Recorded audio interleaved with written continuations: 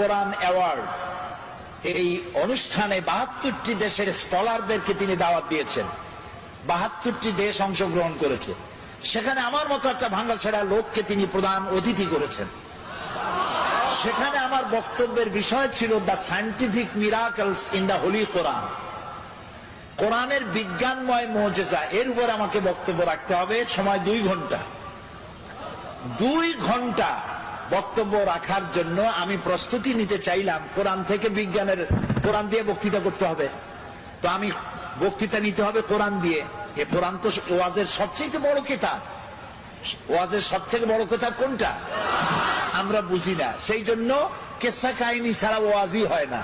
একদিন নবী মুস্তাফায় রাস্তা দিয়ে হাইটে যায়, হরিণ একটা বাধা ছিল গাছেরই তলায়। পড়েন সাল্লাল্লাহ। কোন জায়গায় পাইছে আল্লাহ জানে, এগুলো কোথাও নাই, আন্দে বানায় নিয়েছে। কিসসা কাহিনী নবীর নামে সাহাবীর নামে মিথ্যা কথা কইয়া মানুষ কান্দায়। কথা বুঝতে পেরেছেন? কোরআনের শ্রেষ্ঠ ওয়াজের কিতাবের নাম কি? কোরআন।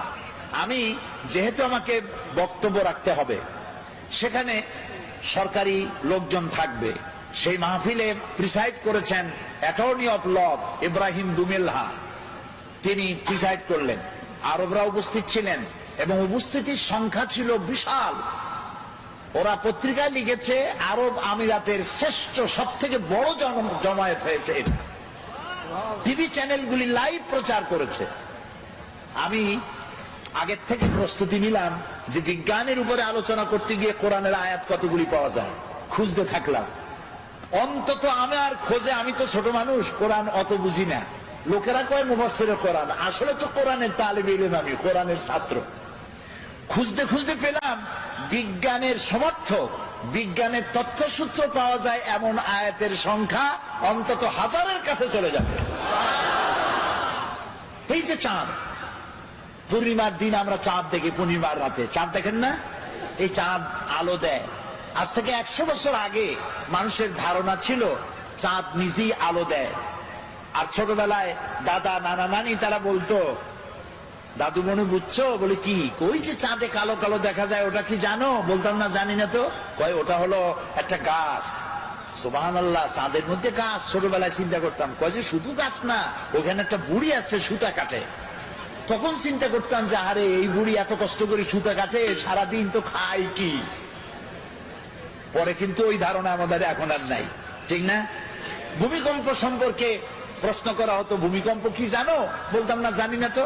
যে একটা গরুর 2টা শিঙের পৃথিবী, শিং যখন ব্যথা করে তখন এক শিং থেকে আর এক শিং যখন পাল্টায় তখন পৃথিবী কাঁপে ওঠে। চিন্তা করতাম, ওরে বাবা, গরুটা কত বড়, শিংটা কত মোটা। এখন কি তাই বিশ্বাস করি? করি না। আজ থেকে 100 বছর আগে ছিল চাঁদ নিজে আলো দেয়। কিন্তু পরবর্তী সময় বিজ্ঞানীরা আবিষ্কার করলো যে না, চাঁদ আলো যেটা দেয় ওটা ধার করা আলো, ওর নিজের আলো নাই। এ কথা বিজ্ঞান আবিষ্কার করলো, এই শখানেক বছর হলো। কিন্তু বিজ্ঞান জানলো 100 বছর আগে, আর তার 1300 বছর আগে জেনেছেন মুহাম্মদুর রাসূলুল্লাহ সাল্লাল্লাহু আলাইহি ওয়াসাল্লাম। এই কোরআনে সূর্যকে বলা হয়েছে শামসুন। কোরআনে সূর্যকে কি বলা হয়েছে? শামসুন, সিরাজুন, ওয়াহাজুন, দিয়াউন। এর অর্থ কি?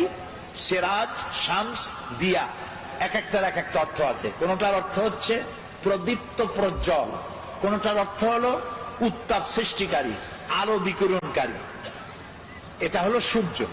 আর চাঁদের কথা যখন আল্লাহ বলেছেন তখন বলেছেন কামারাম মুনিরা। কামার মানে চাঁদ, মুনিরা মানে আলোক প্রাপ্ত। যে চাঁদ আলো পায়া আলো বিকিরণ করে ওইটার নাম হলো চাঁদ। সুবহানাল্লাহ। তাহলে চাঁদের যে নিজের আলো নাই, এই কথা বিজ্ঞান বোঝার আগে বুঝছে কে? বলেন মুহাম্মদুর রাসূলুল্লাহ সাল্লাল্লাহু আলাইহি ওয়াসাল্লাম। বিজ্ঞানীরা মনে করেছিল, এই যে অনেকে বলে, যুবকরা বলে, সুশীলরা বলে, সুশীল বুদ্ধিজীবী, বুদ্ধির ঠেলা, দেয়ার ইজ নো গড, আল্লাহ নেই। আমি জানি না কত বোতল খাইলে পরে এই কথা বলতে পারে যে আল্লাহ নাই। আরে বেটা, তুই হইছিস কেমনে? এই পৃথিবী এমনি এমনি হইছে? এই মাইকটা এমনি এমনি হইছে? এই সামান্য পৃষ্ঠটা এমনি এমনি হইছে? কেউ তো বানাইছে। তো মাইকটা, সাইকেলটা, জুতাটা সবটা বানাইতে কেউরে লাগলো, আর তোমারে বানাইতে কেউরে লাগে নাই, এমনি এমনি হইছো। আল্লাহ রহম করুক, বলেন আমিন। তো ওরা বলে যে দেয়ার ইজ নো গড, স্রষ্টা বলতে কেউ নেই। তো কি হয়েছে? এমনি এমনি হয়েছে সব। এরপরে বিজ্ঞানীরা দেখলো যে চাঁদ হলো পৃথিবীর সব থেকে, নবী করিম সাল্লাল্লাহু আলাইহি ওয়াসাল্লামকে বিশ্বাস করতে চায় না, কোরআনকে বিশ্বাস করতে চায় না, বলে যে আমাদের বিজ্ঞানীরা তো চাঁদে গেছে। আরে মুহাম্মদ সাল্লাল্লাহু আলাইহি ওয়াসাল্লাম কদ্দুর গেছে, উনি তো আর চাঁদে যাইতে পারে নাই, কাজে বিজ্ঞানীদের গুরুত্বই বেশি। তা আমি বলি ভাই, চাঁদ হলো পৃথিবীর সব থেকে নিকটতম উপগ্রহ। চাঁদ হলো পৃথিবীর মাটি থেকে 2,32,000 মাইল দূরে। এটা একটা উপগ্রহ, পৃথিবীর চাইতে ছোট বা বড়। কিন্তু সূর্য হচ্ছে পৃথিবীর মাটি থেকে 9,30,00,000 মাইল দূরে, ঠিক না? আর ওই সূর্যটা হলো পৃথিবীর থেকে 13 লক্ষ গুণ বড়। বিজ্ঞানীরা মনে করলো এটাই বুঝি শেষ, কিন্তু না, সেটাই শেষ না। দেখা গেল সূর্যের চাইতে বড় আছে, কি আছে? সূর্যের চাইতে আছে বড় আছে তারকা, গ্যালাক্সি। গ্যালাক্সির ভিতরে এমন এমন তারকা আছে, যে তারকা খুব মন খারাপ, মন খুলে শুনুন, যেই সূর্যটা পৃথিবীর চাইতে 13 লক্ষ গুণ বড়, এরকম 2.5 থেকে 3 কোটি সূর্য খাইয়া হজম করতে পারে এরকম হাজার হাজার অসংখ্য তারকা আল্লাহ তাআলা আকাশে সৃষ্টি করে রেখেছেন। বিজ্ঞানীরা মনে করলো এই তারাই তাহলে বড়, কিন্তু পরবর্তী সময় আবিষ্কার হলো না, ওই তারাই বড় না, ওর থেকেও বড় আছে। ওর থেকে বড় কি? ওর থেকে বড় হলো ব্ল্যাক হোল। ব্ল্যাক হোল হচ্ছে অন্ধকার কূপ। এই অন্ধকার কূপটা এত বড় কূপ যে তারায় 2.5 থেকে 3 কোটি সূর্য খাইয়া হজম করতে পারে। সেই তারা ঘুরতে ঘুরতে যদি ব্ল্যাক হোলের রেঞ্জের মধ্যে এসে যায়, তাহলে এই ব্ল্যাক হোল আপনি যেমন চকলেট চুষে শেষ করে ফেলেন, তার থেকে দ্রুত সময়ের ভেতরে ওই তারা চুষে শেষ করে ফেলে নেয়। এই কথা বিজ্ঞান জানলো সেদিন। আর আল্লাহ রাব্বুল আলামিন বিজ্ঞান জানার 1300 বছর আগে আল্লাহ রাব্বুল আলামিন বলছেন, ফালা উকসিমু বিন নুজুম, সেই তারকাসমূহের শপথ, সেই তারকাসমূহের শপথ করি, যেই তারকাসমূহ নিপতিত হয় যেখানে। ফালা উকসিমু বিমাওয়াকিন নুজুম, তারকাসমূহ নিপতিত হয় যে জায়গায়, সেই জায়গার শপথ করি। তো তারকাসমূহ নিপতিত হয় কোথায়? ব্ল্যাক হোলের মধ্যে। সেই কথা আল্লাহ তাআলা 1400 বছর আগে বলে রেখেছেন কোরআন শরীফের মধ্যে। এই যে আপনার আমার একটা শরীর, একটা বডি আছে না? কেমনে হয়েছে এই বডিটা?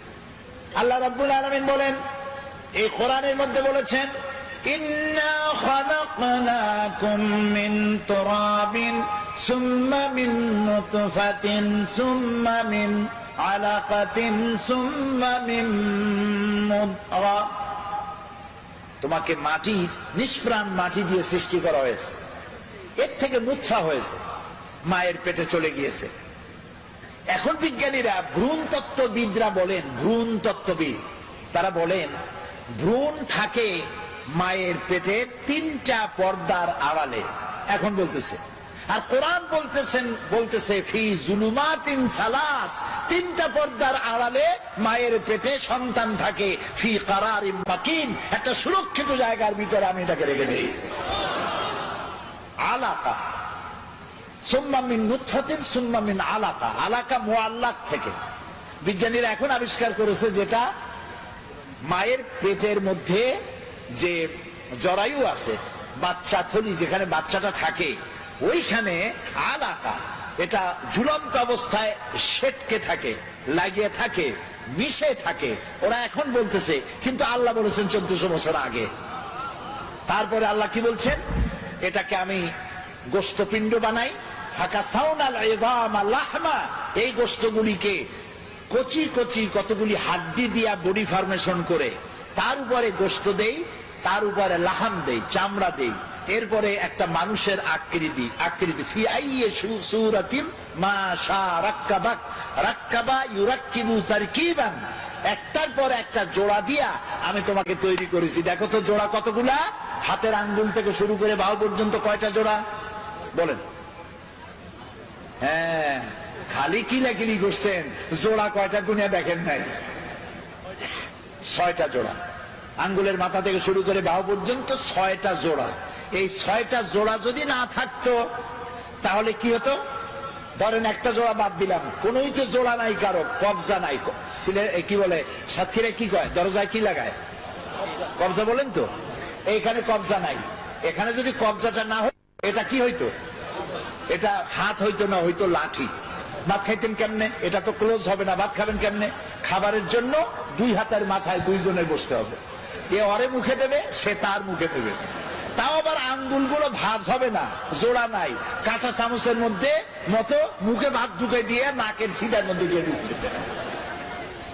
হাসতেছেন, কোরআন বোঝেন নাই, কপাল করেছে। আল্লাহ বলতেছেন এমনি এমনি সেজদা দিবি বেটা। সেজদা দিবি যখন বুঝতে পারবি আমি তোরে বানাইছি কেমনে। সুবহান আল্লাহ, বলেন সুবহান আল্লাহ। আহারে কি সুন্দর বানাই দিলাম, পাও বানাই দিলাম বাস করে যেন বসতে পারো। ঠ্যাঙের উপরে ঠ্যাং ফেলে ঠ্যাং ঝুলাও, কিন্তু বানাইছি কি কায়দা করে সেটা দেখো নাই। ঠ্যাঙের উপরে ঠ্যাং ফিরে আবার পাও না দেয়, আবার হাত দিয়ে ঘষে। কপাল পোড়া কোথায়। হাত দিলেন, পাও দিলেন,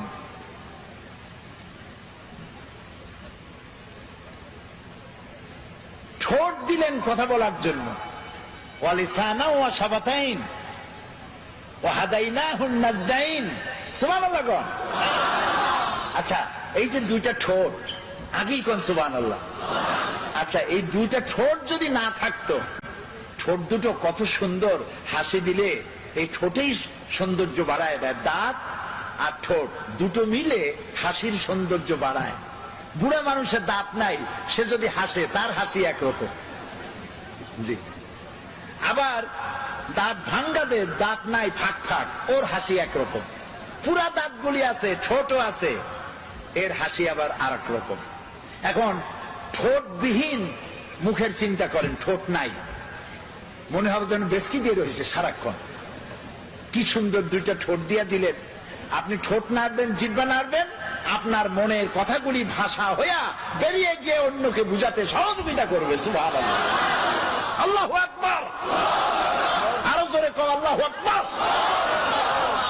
এই সুন্দর করে চেহারা দিলাম, সুন্দর করে বানালাম। চোখ দিলাম 2টা। এই চোখ 2টা এই 2 জায়গায় না দিয়া যদি কপালের উপরে দিতাম, পারতেন না? আল্লাহ ক্রিকেট খেলাইতে পারতেন। বল হাসিয়া চোখ 2টা একেবারে স্যান্ডউইচ হইতো জায়গায়। বল খেলতে গিয়া, হ্যান্ডবল ফুটবল খেলতে গিয়া আছাড় খাইয়া ডিমের মামলেট হয়ে যেত 2টা চোখ। এই চোখ দুটো সেফ জায়গায় রাখা হয়েছে, উপরে একটা হাড্ডি, নিচে একটা হাড্ডি, মাঝখানে চোখ, যাতে ধাক্কা মাক্কা লাগলেও চোখের উপরে না লাগে। আহারে আহারে আমার আল্লাহ। এরপরে চোখে মানুষ পলক দেয়, সাতক্ষীরার লোক পলক দেয়? ইচ্ছা করে দেন না অটোমেটিক? অটোমেটিক। ইচ্ছা করে দিলে ফটর ফটর করতো, এটা অটোমেটিক হয়। কেন হয়? বাতাসের ভেতরে অসংখ্য পলিউশন আছে, রোগ জীবাণু আছে, অনবরত এই রোগ জীবাণুগুলি আপনার চোখের মধ্যে প্রবেশ করতেছে। আল্লাহ রাব্বুল আলামিন চোখের ভিতরে এক প্রকার মেডিসিন জাতীয় পানি রেখে দিয়েছেন, অটোমেটিক চোখের পলক পড়তেছে, আর প্রতি মুহূর্তে আল্লাহ রাব্বুল আলামিন আপনার চোখকে ক্লিন করে দিতেছে। আপনি বুঝলেন আল্লাহর সেজদা দিবেন, বুঝলে না আজান হলে দৌড়ে নামাজ পড়তে যাবে না। আরে আমার আল্লাহ আমার এত সুন্দর করে বানাইছে, আমি কেন তার সেজদা দিই না? আপনি গভর্নমেন্টের ট্যাক্স দেন কেন? এই যে বিদ্যুৎ বিল, বাড়িতে বিদ্যুৎ আছে না, যদি আপনি বিদ্যুতের বিল না দেন, বারবার যদি প্রত্যেক মাসে বিল বাকি, জরিমানা হবে। জরিমানাও দিবেন না, বিলও দিবেন না, লাইন থাকবে? থাকবে না। তো আল্লাহ যে আলো দিলেন বিল চাইছে, আল্লাহ যে বাতাস দিলেন বিল চাইছে, সূর্য দিলেন বিল চাইছে, পানি খান বিল চাইছে। গভর্নমেন্ট চায়, আল্লাহ চায় না। কারণ গভর্নমেন্ট যত বড় হোক, এ সব ফকির। এগুলো কি মাতবাড়ি যাই করুক, আল্লাহ তাআলা বলছেন ওয়াল্লাহু গানিয়্যুন ওয়া আনতুমুল ফুকারা। আল্লাহ হচ্ছেন গনি আর তোরা গোষ্ঠী শুদ্ধা ফকির। হাজদামি করবি তো টাইট করে দেব। ফেরাউনরে মারছে কি করিয়া? চুবাইয়া। নমরুদরে জুতা মারিয়া। সেই জুতা আছে না গেছে? কদিন আগে পড়ছে না একজনের কপালে? কার কপালে? একেবারে আসল জায়গা। জুতা রিজার্ভ, বেকায়দা করবা, জুতা আছে। সেই জন্য বুঝতে হবে, আল্লাহরে চিনতে হবে। এই কোরআন এই কথাগুলি শেখায়, একটা আমার বানানো কথা নয়, এই সবগুলি কোরআন শরীফের ভিতরে আছে। তোমারই কেমনে বানাইছি? ফালিয়ানজুরিল ইনসান, মানুষ চিন্তা করুক তার নিজের ব্যাপারে, তার নিজের ব্যাপারে চিন্তা করুক, তারে আমি কেমনে বানাইছি। সুবহানাল্লাহ বলেন। আপনার পা থেকে শুরু করে মাথা পর্যন্ত যে নার্ভ সিস্টেম, রগের যে সিস্টেমটা আছে, শরীরের সমস্ত রগগুলি যদি ছিঁড়া পাশাপাশি সাজানো যায়, 3 একর জমিন লাগবে সাজায় রাখতে। একটা মানুষের শরীরে এত রগ আছে। এই রগগুলি কেন? আপনি যা খান সমস্ত খাবারগুলিকে কার্বোহাইড্রেট বলা হয়। কার্বোহাইড্রেট, আর কার্বোহাইড্রেট হলো ডাল, ডাল জাতীয় খাদ্য, আটা, আটা জাতীয় খাদ্য, চিনি, চিনি জাতীয় খাদ্য, চাউল, চাউল জাতীয় খাদ্য। এই খাদ্যগুলি আপনি খেলে পরে এ দিয়ে পেশাব হয়, পায়খানা হয়, আর রক্ত হয়। রক্তগুলি কেন? শরীরকে তরতাজা রাখার জন্য, শরীরকে উষ্ণ রাখার জন্য, কার্যক্ষম করে রাখার জন্য। এখন রক্ত শরীরের যে এলাকায় যাবে না সেটা প্যারালাইজড হয়ে যাবে। সমস্ত শরীরে রক্ত প্রবাহিত করার জন্য আল্লাহ রাব্বুল আলামিন আপনার বডির মধ্যে একটা জেনারেটর দিয়েছেন। ওই জেনারেটরের নাম কি বুদ্ধি করে কোন তো? হার্ট। হার্টটা কোথায়? মাথায়। কোন জায়গায়? এই যে এইখানে। এই হার্ট অনবরত পাঞ্চিং হচ্ছে, সিস্টোলিক এন্ড ডায়াস্টোলিক। এটা এরকম করতেছে, দেখতেছেন আমার হাত এরকম করতেছে। তো এরকম করতে করতে এরকম করে যদি আর না ছাড়লো তাহলে বলা হলো হার্ট অ্যাটাক করেছে, লোকটা হার্ট অ্যাটাক করে মারা গেছে। আর যখন হসপিটালে থাকে তখন বলে, এটা সাধারণ লোকের ব্যাপারে বলে না, নেতাদের ব্যাপারে বলে, অমুক নেতা হসপিটালে মৃত্যুর সঙ্গে পাঞ্জা লড়িতেছেন। কত বড় বীর, মৃত্যুর সাথে পাঞ্জা লড়ে। ছাগল কি আর গায়ে লেখা থাকে?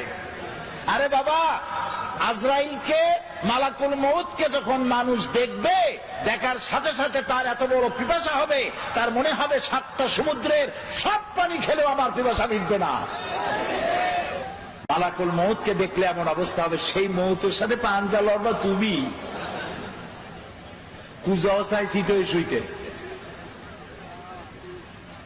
তো হার্ট এ পাঞ্চিং করছে, রক্তগুলো টানতেছে, ছড়িয়ে দিচ্ছে, মাথা থেকে বলেন পা পর্যন্ত ছড়িয়ে দিচ্ছে।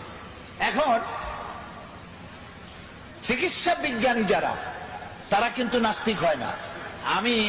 আমার বয়স তো কম হলো না, আল্লাহ তাআলা তার এই কোরআনের খেদমত করার সুযোগ দিয়েছেন অর্ধ শতাব্দী, প্রায় 50 বছর কোরআনের কারীমের খেদমত করেছি।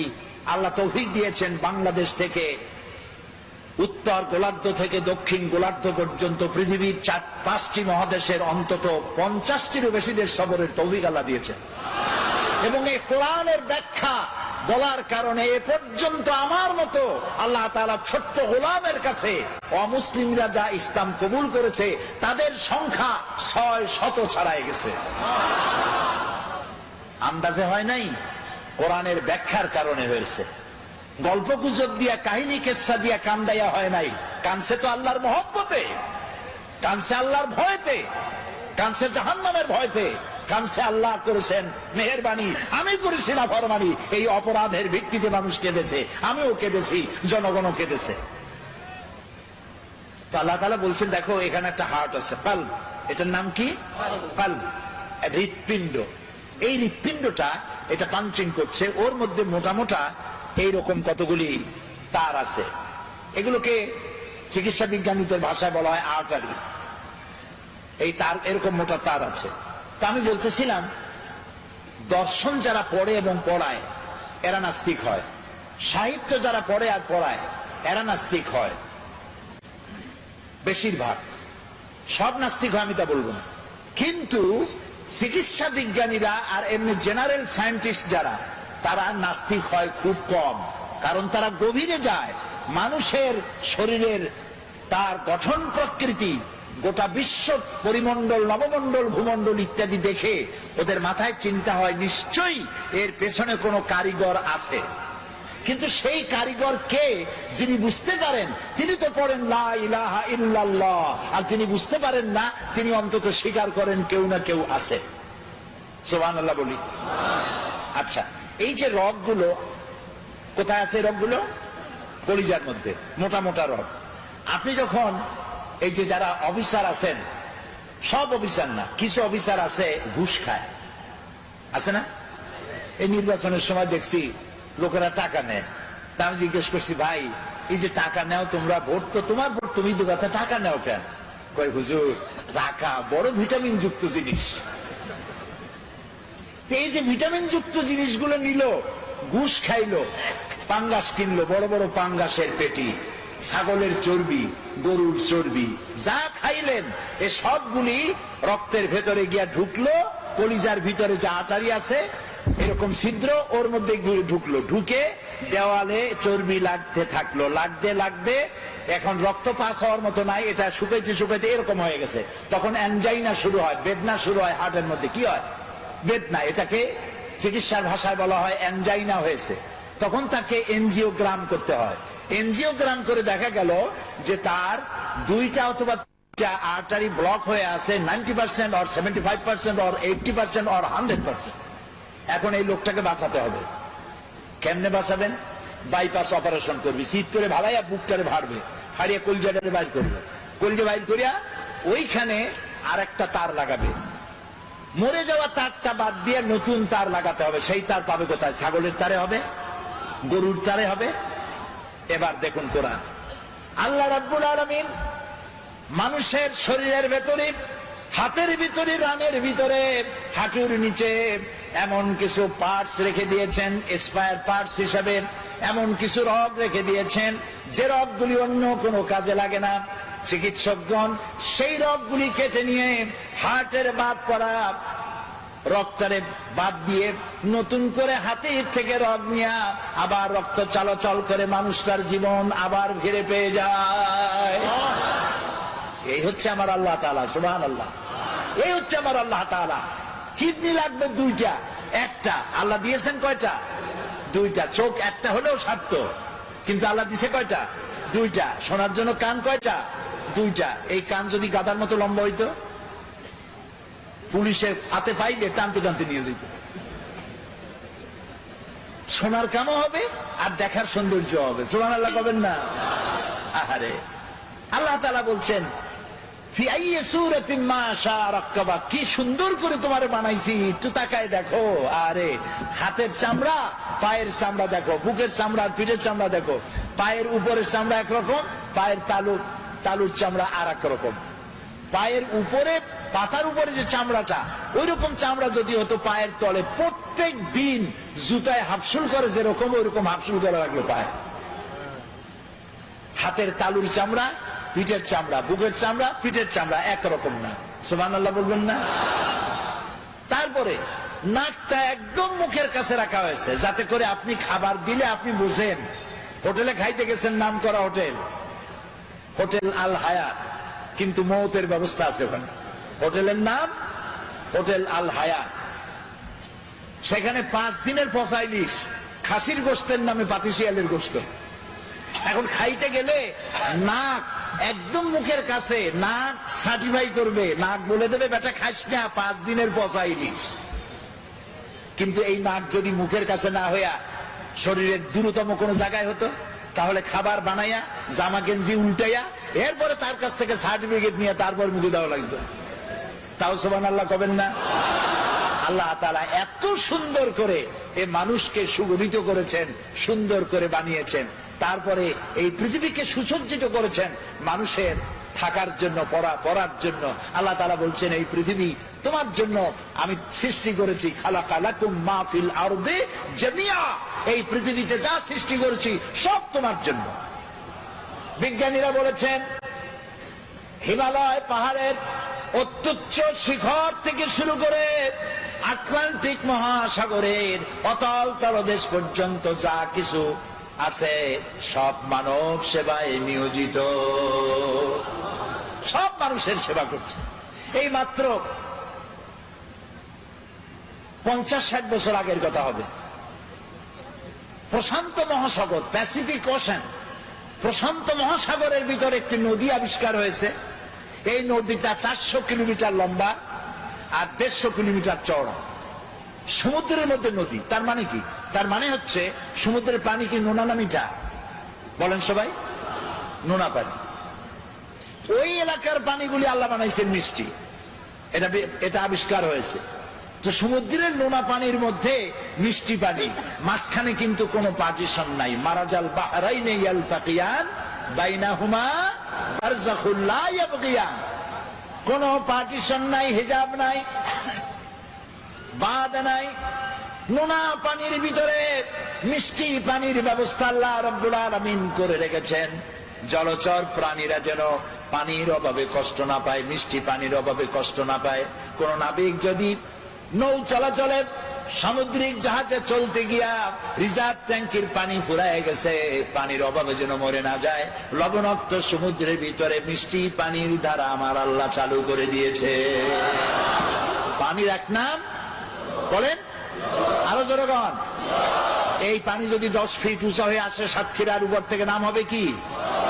একটু আগে ছিল জীবন আর তারপরেই মরণ। এই পানি না হলে পৃথিবীর মানুষ বাঁচবে না। সেই জন্য এই পৃথিবীর 4 ভাগের 3 ভাগ কি? পানি। সুবহানাল্লাহ। একটা মহাদেশ আছে, যে মহাদেশের নাম হলো অ্যান্টার্কটিকা। আস্থা মহাদেশটা হলো পানি। পানিকে আল্লাহ তাআলা বরফ করে রেখে দিয়েছেন। পানির যদি ঘাটতি হয়, এই বরফ গলায় দিয়ে আল্লাহ পানি পূরণ করে দিবেন।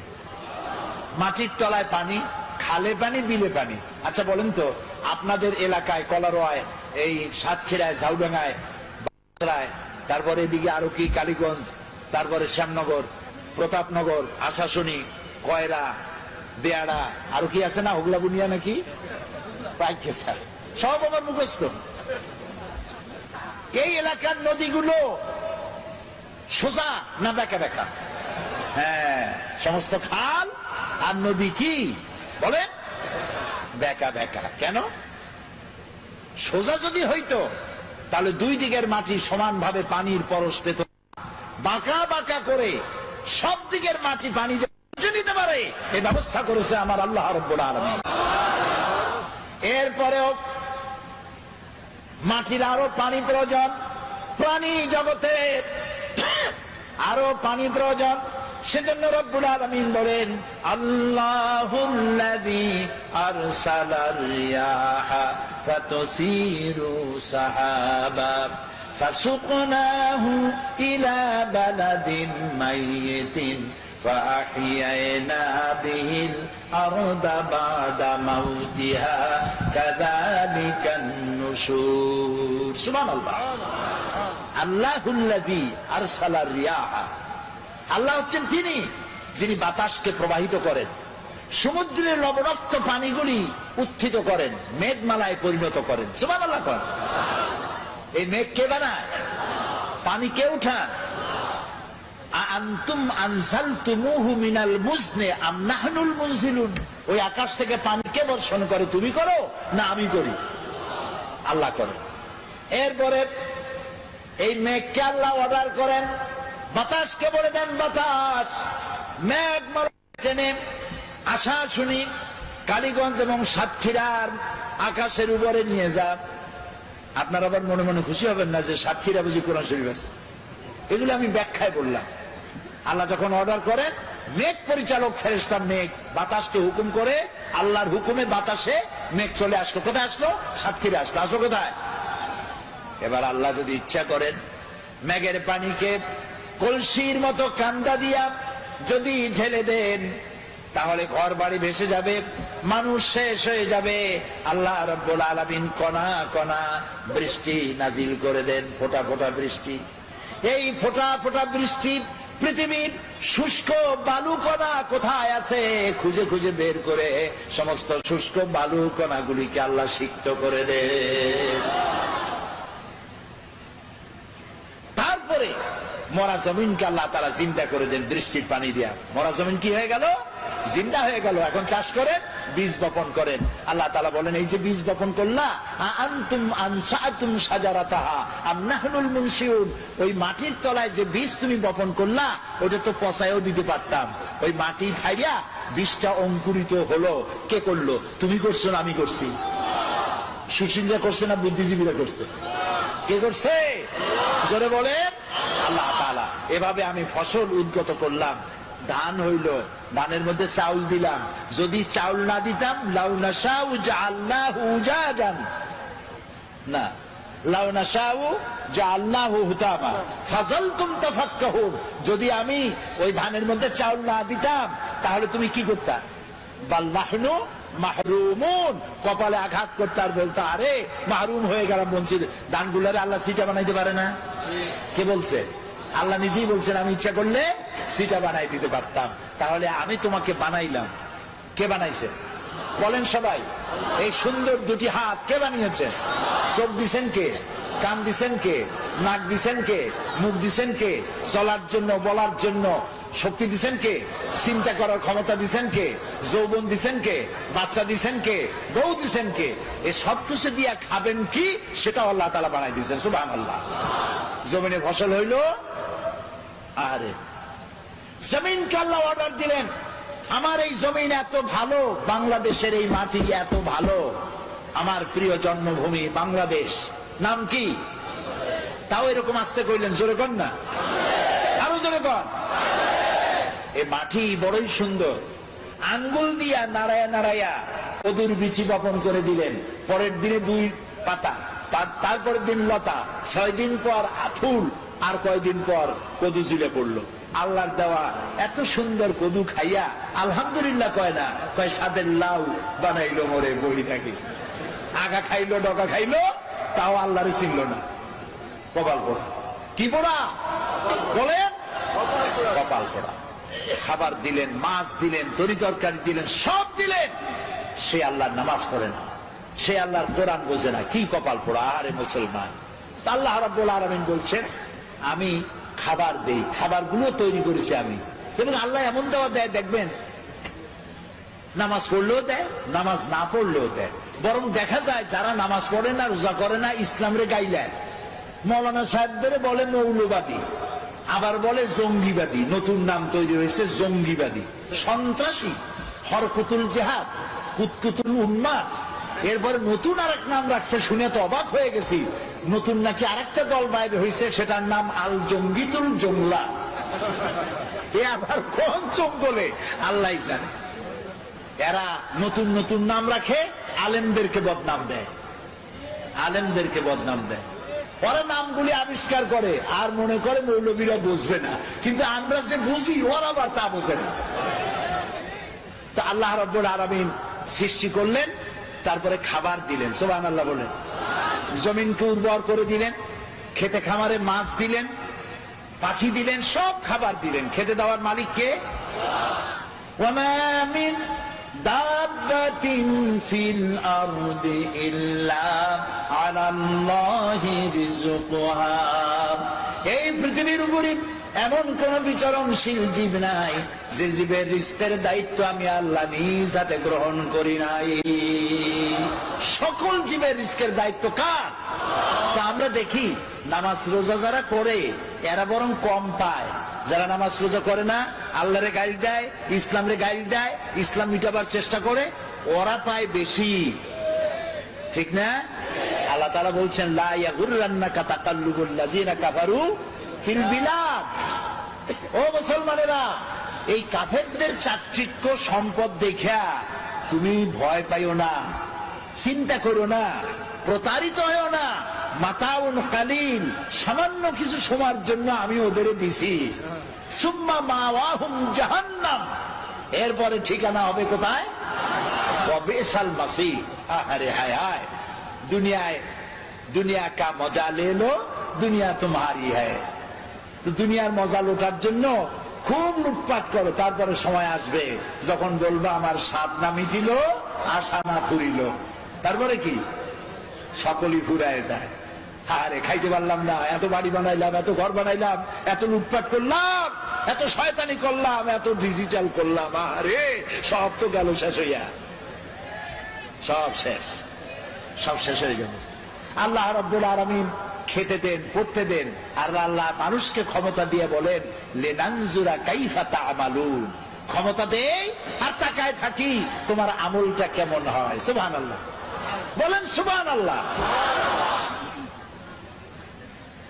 সমুদ্রের মধ্যে যে এই যে আপনাদের বাড়িতে টেলিভিশন ডিশ লাইন আছে না, এই ডিশ লাইনে উপকারও আছে, ক্ষতিও আছে। এত সব বাজে ছবি আসে, এগুলি বন্ধ করা ভালো, কন্ট্রোল করা ভালো, কিন্তু ভালো ভালো ছবিও আছে। যেমন ন্যাশনাল জিওগ্রাফি একটা চ্যানেল আছে, ডিসকভারি একটা চ্যানেল আছে, এনিম্যাল প্ল্যানেট একটা, এনিম্যাল প্ল্যানেট একটা চ্যানেল আছে, আছে না?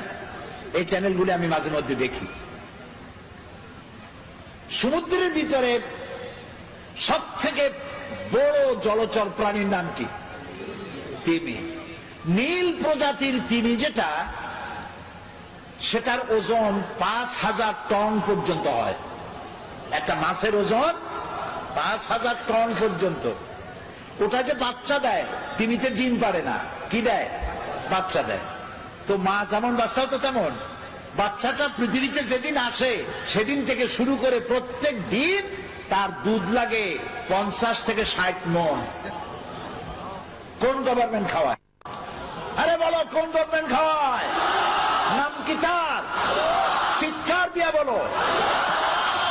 আল্লাহ তাআলা খাওয়ায়। সুবহানাল্লাহ, সুবহানাল্লাহ। খাবারের দাবিতে সুন্দরবন থেকে রয়্যাল বেঙ্গল টাইগার খাবার না পাইয়া নিজেরা কামড়া কামড়ি করে ৫০০ বাঘ না খাইয়া মারা গেছে। এরকম কোন খবর পত্রিকায় ছাপা হয়েছে? পত্রিকার তো অভাব নাই, দৈনিক দেখে নেব। প্রত্যেক দিন চিৎকার, মাসিক হুঙ্কার, এই যে পত্রিকাগুলি, তো দৈনিক দেখে নেব এই পত্রিকায় কোনদিন এরকম ছবি আসছে, খবর আসছে? কুমিররা না খাইয়া, হাঙ্গরেরা কামড়গুলি না খাইয়া ২০০০ কুমির, হাঙ্গর, কামড় নদীর ভিতরে ভেসে উঠেছে। হয়েছে এরকম? হয়েছে এরকম? হয় নাই। ওরা না খেয়ে মরে না। আচ্ছা, এখন বলেন সংখ্যায় কারা বেশি? সংখ্যায় মানুষ বেশি না পিঁপড়া থেকে শুরু করে পাখি পর্যন্ত তারা বেশি? অন্য সৃষ্টি জগতের মানুষ ছাড়া অন্যরা বেশি। সেগুলো না খাইয়া মরে না। না খেয়ে মরে কারা? মানুষগুলি। ওগুলো না খাইয়ে মরে না। এবার আল্লাহ রাব্বুল আলামিন তিনি বলছেন আমি খাবার দেই, গর্ত থেকে পিঁপড়া বের হয়, সাপ বের হয়, সুন্দরবন বন থেকে বাঘ বেরিয়ে গেল, সিংহ বেরিয়ে গেল, হাতি গন্ডার বেরিয়ে গেল, পানির ভিতরে পুঁটি মাছ থেকে তিমি মাছ, মহাশূন্যে টুনটুনি পাখি থেকে শুরু করে ঈগল পাখি যে দুই থাবা দিয়া, দুইটা ভেড়া থাবা দিয়ে উড়ে চলে যেতে পারে, এই শক্তিশালী পাখি। সমস্ত প্রাণী জগৎ সকাল বেলায় খালি পেটে মহাশূন্যে উড়ে বেড়ায়, জঙ্গলে ঘরে, সমুদ্রে সাঁতার কাটে, আর সন্ধ্যা হতে না হতে সমস্ত প্রাণীর পেট ভরে দিয়ে আমি আল্লাহ যার যার ঘরে ফিরাইয়া দেই। সুবহানাল্লাহ, সুবহানাল্লাহ। এ হচ্ছে আমার আল্লাহ। সেই আল্লাহর সেজদা দাও না যিনি খাওয়ান, যিনি পরান, যিনি সবকিছু দিয়েছেন, সে আল্লাহকে ভুলে গিয়েছ। খেতে দেওয়ার মালিক তিনি। কত খাবা তুমি? হাদিসে কুদসি, হাদিসে কুদসি, অর্থাৎ এটা কোরআন না, আল্লাহ বলেছেন। কি সেটা? হাদিসে কুদসির ভিতরে এসেছে, মুত্তাফাকুন আলাইহি। আল্লাহ তাআলা বলছেন পৃথিবীতে যত জিন এসেছিল আর যত মানুষ এসেছিল, পৃথিবীতে যত জিন আসবে আর যত মানুষ আসবে, যদি পৃথিবীর কোন একটি মাঠে একত্রিত হয় আর যার যার চাহিদা আমার কাছে চাইতে থাকে, সকলের চাহিদা কি একরকম? আমি চাই কুল বড়ই খাবো সাতক্ষীরা, আপনি চান বাউকুল খাবেন রংপুরে, উনি চায় সবেদা খাবেন, উনি চায় গলদা চিংড়ি খাবো, উনি কয় বিয়ে করব, সে কয় বাচ্চা হোক।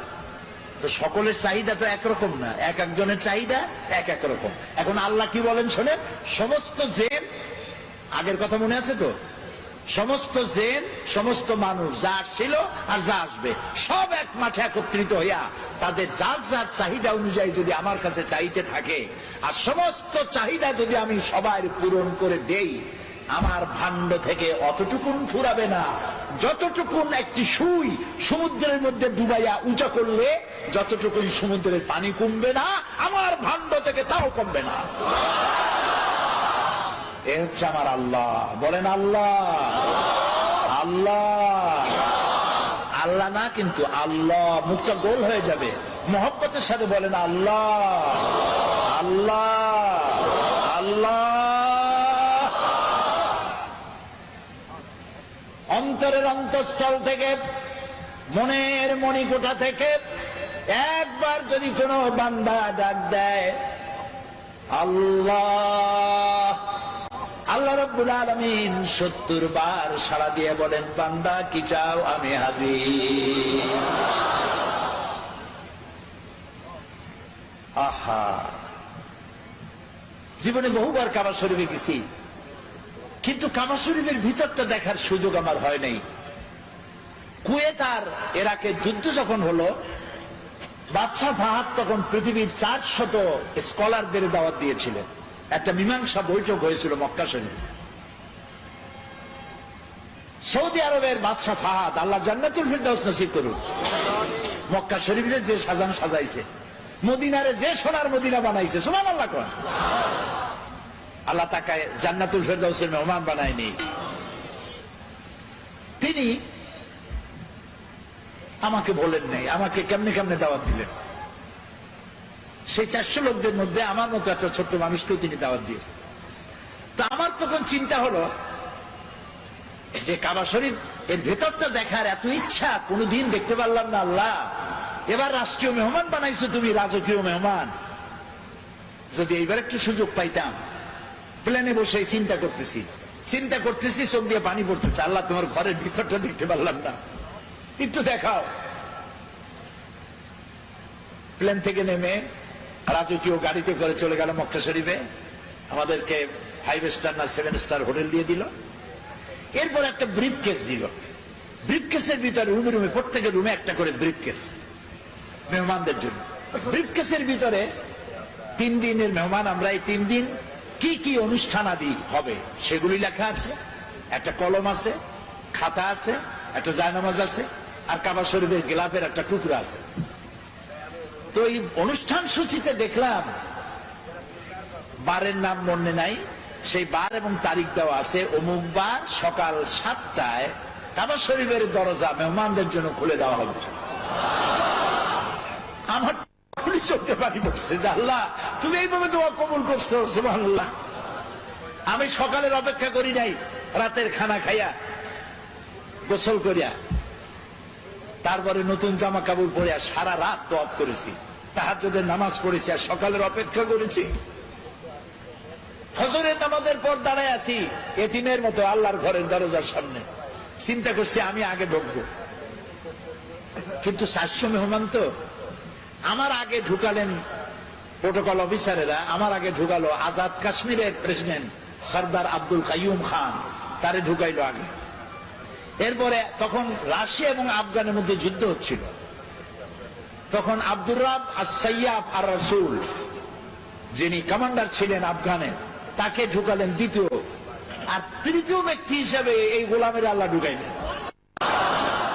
কাবা শরীফের ভিতরে গিয়ে সুন্নত অনুযায়ী 4 দিক ফিরে, কাবার মধ্যে ঢুকলে আর কেবলা এক দিক নাই, এখন চারুদিক কেবলা। চারুদিক ফিরে 2 রাকাত নামাজ পড়ে তারপরে সেজদায় পড়ে গেলাম।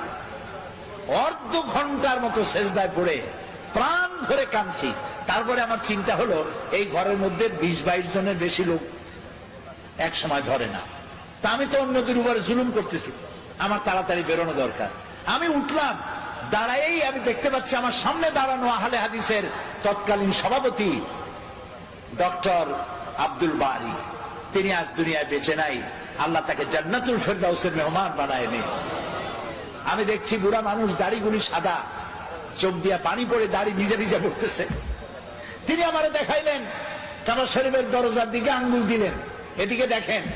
আমি দেখলাম, আমি তো কাঁদতেছি তখনও, দেখলাম আমার চোখটা গিয়ে পড়লো সেখানে যেখানে দরজার উপরে লেখা আছে ওয়াকালা রাব্বুকুম উদউনি আস্তাজিব লাকুম।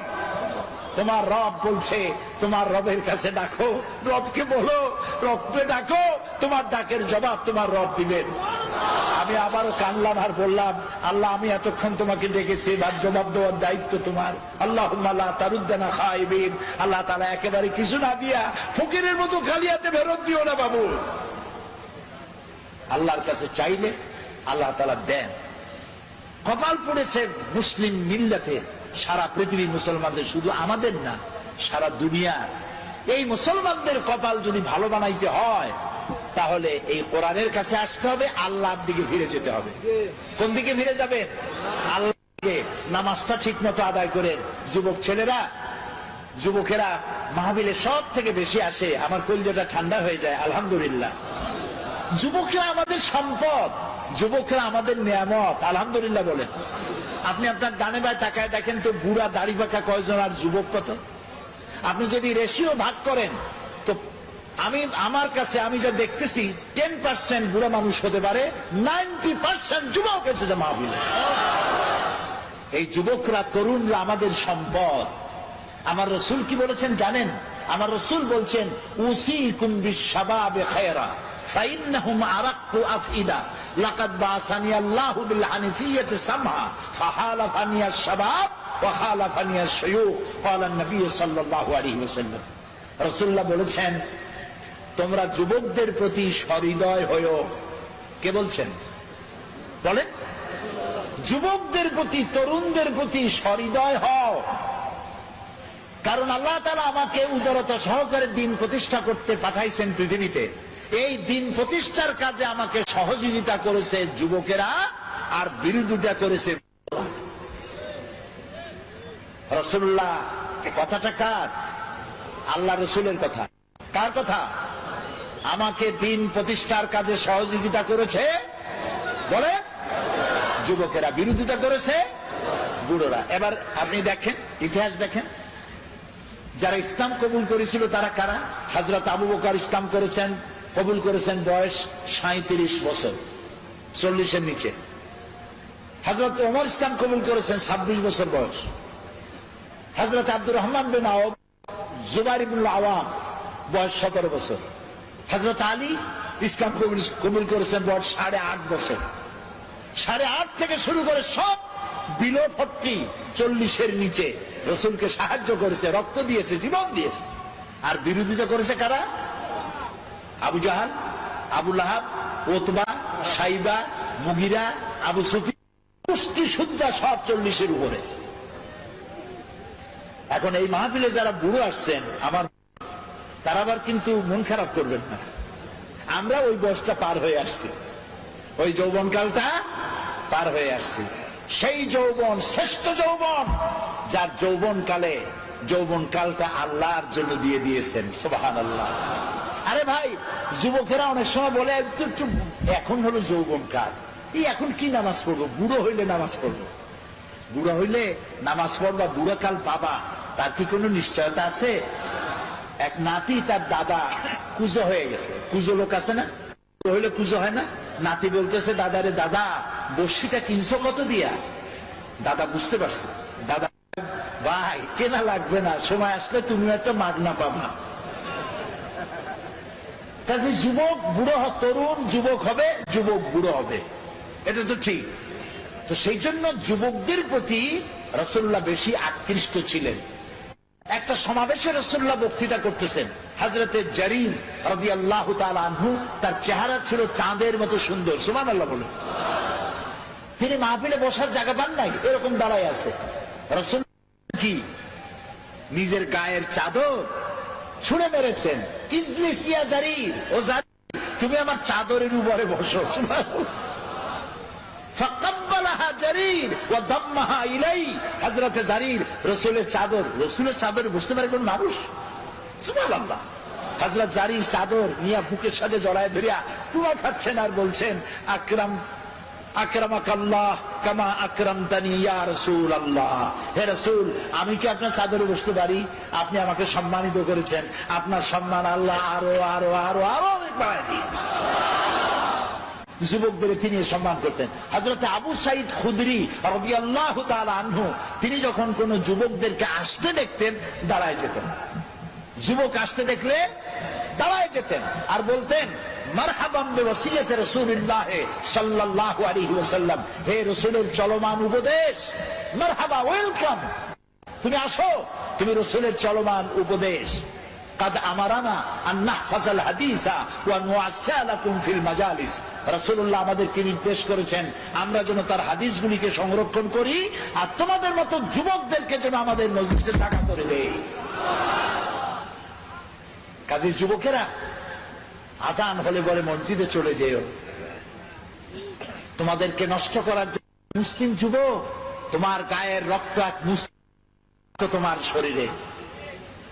তোমার মা কি মুসলমান, মুসলিম মায়ের রক্ত তোমার শরীরে, মুসলিম পিতার রক্ত তোমার শরীরে। সুবহানাল্লাহ, সুবহানাল্লাহ।